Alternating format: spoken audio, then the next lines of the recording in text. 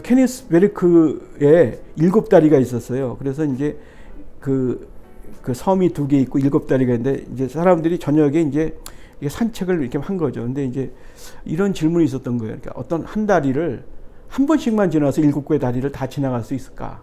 이렇게 얘기를 했는데 그걸 이제 이제 확실하게 그걸 결론은 얻지 못했는데 오일러라는 분이 이 질문을 이제 이렇게 지금 1, 2, 3, 4에서 이렇게 이런 과정을 거쳐서 쓸데없는 걸 다 제거해서 정말 거기 본질적인 거 남겨보니까 이렇게 그래프 같은 게 나온 거예요. 그래서 이 그래프가 이제 가만히 보면 이제 이 원래 1번에서 4번으로 갔을 때는 1번은 우리 머릿속에 이제 현실에 있는 거지만 이것을 이렇게 다 제거해서 나온 4번은 현실이 없는 거예요. 이게 어디 있을까 이게? 우리 마음에 있는 거예요. 이렇게 마음. 순수한 형태로. 그러니까 수학은 이렇게 모든 쓸데없는 걸 제거해서 추상화시켜서 순수한 형태로 만든 거예요. 그러면 그게 어디에 있느냐? 우리 마음속에 있는 거야. 우리 마음속에 있는 이것은 그 현실에 있는 것과 다른 거예요. 생각해 보면 우리가 숫자 2라 그러면 2가 현실에 없잖아요. 우리 2를 보지 못하잖아요. 우리가 이렇게 책 2개 하면 여기서 2를 하고 2가 여기 있는 게 아니라 2라는 것이 이제 우리 마음속에 있는 거죠. 이게 추상이거든요. 그러니까 수학은 이렇게 현실에서 있는 것들을 갖다가 이렇게 해갖고 우리 마음속에 이렇게 받아들인 거죠. 그 형태가 대단히 순수해요.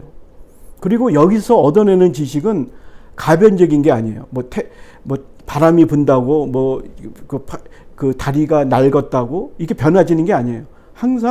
그거는 항상 변치 않는 형태의 그런 모습을 띠고 있어요. 그리고 거기서 얻어내는 지식은 절대 지식이에요. 불변적인 지식이에요. 그런데 인간들은 이런 불변적인 지식을 생각할 때 굉장히 기쁨을 느끼고 아름다움을 느껴요. 실제적으로. 왜냐하면 우리가 현실은 항상 복잡하고 항상 변하고 어떤 것에 항상 의존되어 있지만 이것은 절대적인 상황이기 때문에 우리가 이러한 경험이 별로 없어요. 그래서 이런 데서 얻어내는 지식에 대해서 수학자들이 상당히 만족감이 있고 아름다움을 느껴요. 근데 더 놀라운 것은 이것이 다시 현실 문제에 적용하면 현실 문제를 푸는 거예요. 그러니까 이것은 확실한 지식이면서 또 추상적이면서 아름다우면서 또 대단히 논리적인 이런 속성을 띠고 있는 거예요. 그리고 광범위한 그런 응용도 있고. 그러니까 수학이 갖고 있는 이러한 매력이라는 것은 너무나 이제 우리가 흔히 말하는데 격조 높은 지식이라고 그래요. 보통 이 지식이. 지식도 생명력이 있어요. 우리 인간의 생명력이 있듯이 우리가 논문을 쓰면 지금도 수학자들이 수십만 편의 논문을 써요. 그러면 그게 다 생존하느냐? 아니, 그렇지 않고 거의 대부분은 그냥 사장이 돼요. 한 5년 정도의 생명력을 갖고 있어도 또 괜찮은 지식이에요. 어느 거는 그냥 태어나자마자 아무도 안 보기 때문에 그냥 죽어요. 지식이 50년을 생존해도 대단한 거예요. 실제적으로 알고 보면. 그런데 수학 지식은 기하만 하더라도 보통 한 2300년을 생존한 거예요. 그것도 하나도 변치 않고 그게 수많은 세월을 거쳐서 그대로 아무것도 변치 않고 우리한테 그냥 온 거예요. 그래서 우리가 다시 그걸 보는 거예요. 그러니까 그것은 어떤 이유가 있지 않으면, 그것이 가치가 있지 않으면 이럴 수가 없는 거예요. 그래서 수학 지식은 생존된 지식이에요. 대단히 오랜 기간 생존된 지식이고, 그 지식은 그렇기 때문에 분명히 생존할 수밖에 없는 그 이유가 있는데, 그것이 가치고 그것이 아름다움이고 그것이 감동이에요. 그래서 학생들이 그것에 어떤 그림자만 느꼈다 하더라도 학생들은 대단히 훌륭한 그런 수학을 할 수 있는 그런 능력을 이제 갖춘다고 볼 수 있어요. 그런 감인데, 그런 어떤 좋아하는 것, 수학을 인정하는 마음, 수학의 가치를 느끼는 마음, 이런 것이 너무나 중요한데 우리는 그것이 약간 약해요. 실제적으로 수학은 우리가 그 데카르트적인 관점이 있고 플라톤적인 관점이 2개가 있어요. 하나는 데카르트적인 관점은 자연 원리나 사회 현상을 수학적으로 기술해서 진리에 도달하고자 하는 그런 데카르트 입장이에요. 그게 이제 데카르트가 이제 우리가 그 르네상스에서 이제 그 실제적으로 그 새로운 어떤 그런 그 철학을 내세울 때 기반이 된 게 수학이에요. 그때 이제 수학이 약간 도구적으로 사용하죠. 그러니까 어떤 진리를 탐구하는 그런 어떤 방법론으로서의 수학. 그렇게 있고, 하나는 플라톤적인 이데아적인 아름다움을, 이데아적인 진리를 구현하는 이러한 면이 두 개를 동시에 갖고 있어요, 수학이. 근데 이제 우리는 약간 데카르트적인 것에 좀 이렇게 몰입되어 있다고 보는데, 실제적으로는 이제 수학자들은 플라톤적인 관점이 훨씬 더 강해요, 실제적으로는. 근데 하여간 수학은 그래서 여러 가지 측면이 있다는 소리예요, 일단은. 플라톤적으로 보면 수학이 아름답다는 건데, 그러니까 그 아름답다는 그것은 그 원래 칼로스라 그래요. 그리스어로 칼로스라 그러는데, 칼로스가 우리가 칼리그래프 할 때 이름 이제 글씨를 이쁘게 쓰면 칼리그래프에 그 칼리가 칼로스가 어휘 돼서 나온다는데, 그 아름답다는 것은 완전하다는 것과 이렇게 일치돼요. 그러니까 뭐가 완전했을 때 우리가 아름답다, 이렇게 뭔가 이렇게 아름답지 않으면, 그러니까 완전하지 않으면 아름답다는 걸 느끼기가 힘들어요. 근데 아름답다는 것은, 그러니까 완전하다는 것은 실제적으로는 좋다는 것과 연결돼 있어요.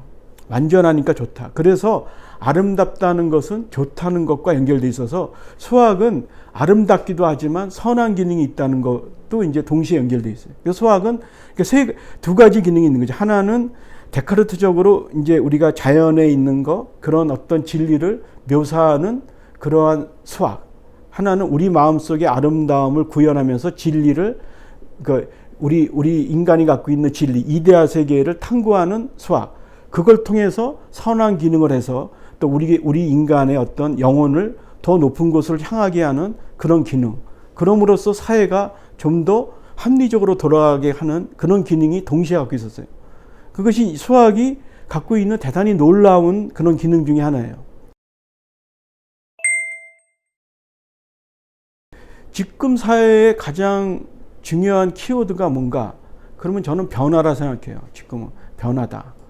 근데 변화도 너무 빠른, 매우 빠른 변화라는 것이 요즘의 키워드라 생각해요. 요즘은 뭐를 예측하기가 쉽지 않고 어떻게 변화될지 이것을 어느 누구도 감을 잡지 못할 정도로 이게 급변하는 시대예요. 우리가 대처하기 쉽지 않은 변화.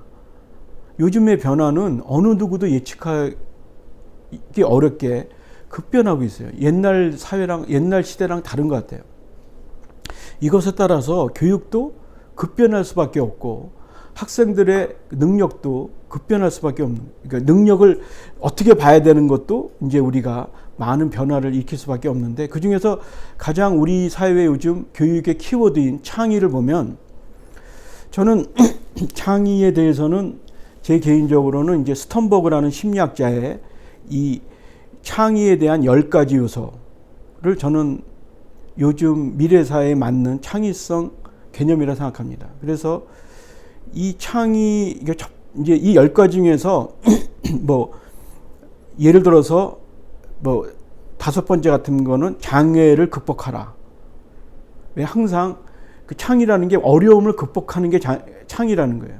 그 다음에 위험을 감수하라. 위험을 감수해야 돼. 우리는 지금 교육을 위험을 안 시키려고 그러는데, 그러면 창의성이 나오기 쉽지 않다는 소리예요. 그러니까 온실에서 자라게 해서는 안 되는 거거든요. 우리는 약간 지금 필드로 이렇게 바깥쪽으로 보내야 되는데, 우리가 자꾸만 성을 이렇게 잠그는 형태로 가고 있는데, 미래 상계는 성문을 열어야 되거든요. 성문을 잠그면 망할 수밖에 없거든요, 현재. 너무 이렇게 성을 이렇게 위험을 감수시키지 않는 이런 면도 스턴버그는 창의성을 방해하는 요소다. 그리고 성장에 대한 의지를 키워야 된다. 이게 자신감이거든요. 그 8번까지 자신을 믿어라. 학생들이 자기의 의욕을 떨어뜨린다든지 너무 혼난다든지 칭찬을 안 받는지, 그럼 자신감이 떨어지죠. 공부 못한다 하더라도 그냥 놔두면 되는데, 너무 야단치면 수학만 못하는 게 아니라 자신감을 잃게 되면 더 큰 문제죠. 실제적으로 다른 면에서 창의를 발휘해야 되는데, 그 다음에 가장 중요한 게 애매함에 대한 내성이에요. 급변하기 때문에 모든 게 애매해요. 너무나 뻔하게 이렇게 패턴 매치로 지식을 쌓아서는 안 되거든요. 애매한 사회를 이렇게 극복할 수 있는 능력이 앞으로 중요하고, 애정, 그러니까 뭐를 좋아하는 이런 감정이 이런 창의성을 이렇게 유발한다는 거죠. 이건 정말 저는 이 스턴버그의 이 창의성이 우리 현대 사회에, 우리 사회에 너무나 중요한 시사점을 준다 생각해요. 또 수학 및 과학을 대하는 마음가짐이 어떠냐, 어떤 거야 되냐. 이것은 제가 그 일본에 굉장히 그 유명한 수학 교수님이 있는데, 제가 그분한테 부탁을 해서, 그분이 그 박사가 사랑한 수식이라는 그 책이 있는데, 그거를 이렇게 자문했던 훌륭한 교수님이 있어요. 그래서 그분한테 얻었다 그랬어요. 그래서 이제 그거를 일본어로 썼는데, 제가 이제 이거를 한국말로 쓰면, 그래서 내가 그분이 나한테 보내온 거에는 수학 및 과학을 대하는 마음가짐에는 어떤 게 좋냐 그랬더니, 첫 번째는 모티베이션이다. 호기심을 가져야 된다. 두 번째는 지식이 있어야 된다. 근데 공부를 열심히 해야 된다. 세 번째는 파고드는 능력이 있어야 된다. 뭘 한번 꽂히면 그냥 파고들어야 되고, 그 다음에 낙관성이 있어야 된다. 왜냐면 어렵잖아요. 이게 낙관적이 있어야 되고, 합리성이 있어야 된다. 그리고 아름다움, 신미성, 아름다움을 느낄 수 있는 감성이 있어야 된다. 이것이 이제 6가지를 키웠으면 좋겠다. 우리 학생들이. 저는 성공은 예측 가능한 경로를 통해서 이루어진다 생각해요. 그것이 갑자기 이루어진 게 아니라 정말로 작은 성과들이 모여서 예측 가능하게 가는 것이 학생이 훌륭한 삶을 사는 거지, 갑자기 학생이 변하고 갑자기 어떤 조치를 취한다고 학생이 갑자기 능력이 생기고 그렇지 않다 생각합니다. 학생들이 가치를 느끼는 게 중요하다. 뭘 하더라도 공부도 그렇고, 그 다음에 문제 해결. 이렇게 수학에서 생각해보면 가치를 느껴, 흥미를 느끼는 게 가장 중요하고, 또 공부를 열심히 해야죠. 그렇다고 뭐 안 하면 안 되는 거죠. 그래서 문제를 열심히 해서 그런 해결 능력을 키워야 되고, 그 다음에 또 하나는 비전, 미래에 대한 비전을 갖는 게 중요하다고 생각해요. 미래의 비전을 가지면 어려움을 극복할 수 있거든요. 학생들이 큰 비전을 가지면 어려움을 극복하거든요. 비전은 어려움을 극복하게 하는 굉장히 중요한 그런 어떤 면이거든요. 학생들한테. 그래서 비전을 갖게 하는 것은 정말 중요하다고 생각해요. 부모님들이 정말 기다려주는 게 정말 중요하다고 생각해요. 너무 조급해하지 마시고, 부모님들이 너무 불안해하시고 막 초조해하시는데, 그것이 저는 자녀들한테 도움이 된다고 생각하지 않아요. 그게 이전되는 것뿐이지, 자녀들은 건강하면 되거든요. 언젠가는 자녀들이 건강하면, 언젠가는 생명체이기 때문에, 싹이기 때문에 언젠가는 꽃을 펴요. 언젠가는 가치를 느끼게 돼 있거든요. 이렇게 자녀들을 갖다가 너무나 이렇게 압박해서 이렇게 가치를 못 느끼게 하는, 그것이 그 사랑이 오히려 방해가 되는 이런 경우도 생길 수가 있거든요. 그래서 저는 부모님들한테 정말 기다려주라. 정말 이거는 이를 악물고 기다려야 돼. 정말. 너무나 이거 기다린다는 게 쉬운 게 아니거든요. 정말 어려운데 정말 악물고 기다리라. 스테이 헝그리는 뭐냐면, 항상 배고프라는 거는 항상 배우려고 노력하라. 스테이 풀리시는 교만하지 마라. 태도죠. 그러니까 저는 이 태도가 정말 중요하다고 생각해요. 그러니까 항상 학생들을 결국 성공시키는 건 이 태도거든요. 태도를 가지면, 이 태도를 느끼면 그 학생은 당연히 훌륭한 삶을 간다고 생각해요. 그래서 어차피 이런 비전이라든지 이런 태도를 갖도록 이렇게 하면 정말 좋을 것 같다 생각합니다. 제가 이제 강의의 마지막은 항상 이 화면을 띄우는데, 여기를 보시면 뷰티풀, 그런데 잘 보시면 T가 빠져 있어요. 그래서 인터넷에서 이것의 뜻이 뭐냐고 찾아보시면 T 없이 아름다움이라네요. 그래서 저는 우리의 인생이 참 어렵지만, 우리 인생의 가치는 어디 있다고 생각하냐면, 우리가 이렇게 아름다움을 느끼는 이 감동의 순간, 그것이 그것이 누적된 것으로서 우리의 삶에 가치가 있다고 생각해요. 그래서 우리 삶은 허무하지만 우리가 느끼는 아름다움을 느끼는 그때 그 가치는 너무나 중요하고, 이 가치가 모여서 우리의 삶을 아름답게 한다 생각해요. 그래서 저는 이제 이것을 듣는 학부형님들도 이렇게 티 없는 아름다움을 느끼는 삶이 되시기를 바라고, 저는 궁극적으로는 이렇게 학부모님들이 이렇게 그 티 없는 아름다움을 이렇게 추구하는 삶을 사는 것이 저는 궁극적으로는 자녀한테 중요하다 생각해요.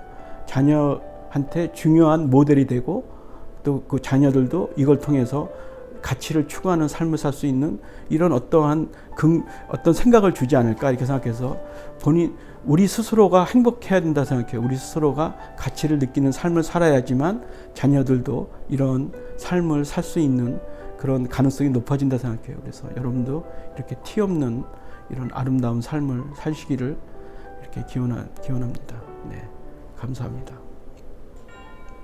네, 이렇게 저희가 2편에 걸쳐서 교수님의 특강을 잘 들어봤습니다. 저는 이렇게 현장에서 들으면서 굉장히 깊이 있는 수학에 대한 본질, 또 철학, 비전, 굉장히 다양한 얘기들을 해주셔서 마음에 와닿았고, 또 아이들을 키우면서 앞으로 어떻게 해나가야 될까라는 깊은 고민도 생겼습니다. 저희가 다음 시간에는 이제 교수님과 함께 여러분들이 좀 궁금해하실 거, 그리고 제가 궁금했던 내용들 질문하면서 편하게 시간 이어가 보도록 하겠습니다.